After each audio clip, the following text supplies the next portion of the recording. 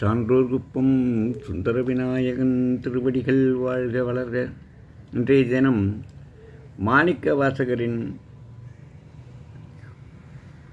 பூவல்லி கொய்யாமோ பாடல் திருவாசகம் ஒன்று காண்போம். வணங்கத்தலை வைத்து வார்கடல் வாய்வாழ்த்த வைத்து இணங்கத்தன் சீரடியார் கூட்டமும் வைத்து எம்பெருமான் அணங்குடு அணிதில்லை அம்பலத்தே ஆடுகின்ற குணம் கூறப்பாடி நாம் பூவல்லி கொய்யாமோ. சிவனை வணங்குவதற்காக நமக்கு தலை படைத்தான். அவனது வீரக் கடல்களை வாழ்த்துவதற்காக வாயை படைத்தான். அவன் பெருமையை கூடி பாடுவதற்காகத்தான் சிறந்த அடியார் கூட்டத்தை படைத்தான்.